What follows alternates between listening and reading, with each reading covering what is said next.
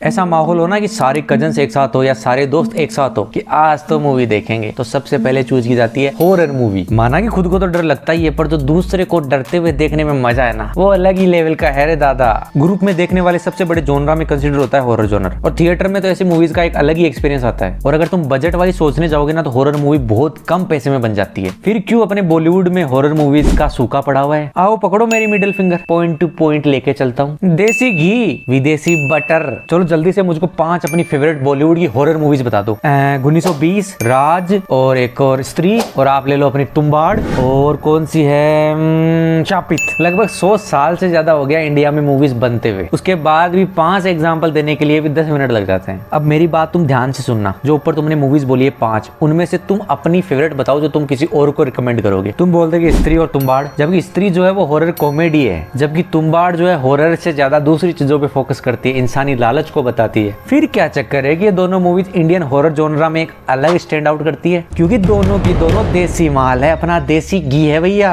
अपनी खुद की देसी लोक कथाओं पे आधारित है। राज को उठाया गया हॉलीवुड की मूवी वोट लाइस बीनीथ, मतलब उस मूवी का भी ऑफिशियल रीमेक नहीं है, जबरदस्ती उठा के अपन को पागल बना के देखो हमने नई मूवी लाई है मार्केट में, और राज। और कई लोगों की फेवरेट हॉरर मूवी 1920 जो है वो इंस्पायर्ड है 1973 की सबसे बड़ी स्टैंडर्ड हॉरर मूवी द एक्सोर्सिस्ट से। भारत की हिस्ट्री इतनी ज्यादा रिच है कि अपन को सैकड़ों हॉरर कहानियां सुनने को मिल जाती है। उसके बावजूद जब भी हॉरर मूवी बनाने की बात आती है, हॉलीवुड को कॉपी कर लिए सर जी। जब हम विदेशी बटर खाना चाहेंगे तो रेस्टोरेंट में जाएंगे ना, ढाबे पे आए इसलिए कि हमको देसी घी चाहिए बाबू।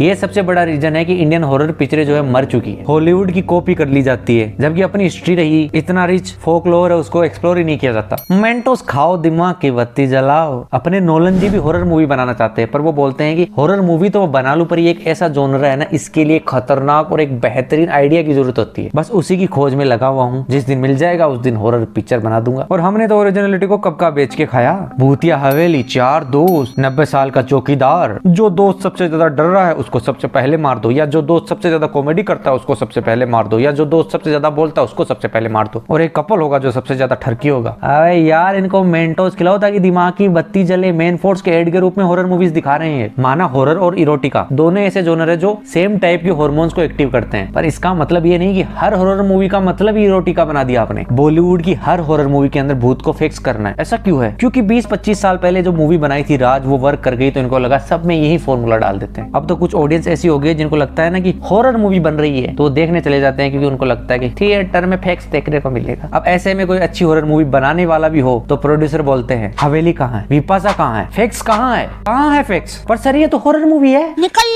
सफेद साड़ी। स्टोरी को बीच में भूल जाते हैं। कैरेक्टर डेवलपमेंट ये क्या होता है? अगर मूवी के अंदर 20 बार गेट खुलने और बंद होने की आवाज नहीं आई तो क्या डरावनी मूवी? घड़ी की टक टक नहीं सुनाई दी, सफेद कपड़े में आंटियां घूमती हुई नहीं दिखी, जब तक फालतू सी बिल्ली को उछाल कर तुमको 90 साल पुराना जंप स्केयर नहीं दिलाया, तो हॉरर मूवी कहाँ हुई? स्टोरी टेलिंग से ज्यादा विजुअल पे ध्यान दिया जाता है। अब इनको कौन समझाए कि बापूजी जब तक स्टोरी अच्छी नहीं होगी तो चाहे तुम पूरे मोहल्ले की आंटियों की सफेद साड़ियां पहना दो, डर नहीं लगेगा। हर मूवी के अंदर स्टीरियोटिपिकल हॉरर ट्रूप्स यूज करते हैं। यूज करो, कोई नहीं रोक रहा, हद कर देते हैं। नींबू मिर्च, गुडिया, चौकीदार, पुरानी हवेली, और हाँ हर मूवी में यूज किया जाता है। कोई सस्पेंस बिल्ड करने की जरूरत नहीं है। मिस्ट्री ये क्या होती है? भूल जाओ। साइकोलॉजिकल टेंशन का बिल्डअप क्या होता है? दूर दूर तक कोई नाता नहीं इन शब्दों से। ओह बिल्ली उछल गई, ओह डर गई, ओहो मूवी स्टार्ट हुए 5 मिनट हो गए, अब तक गेट खुलने बंद होने की आवाज नहीं आई।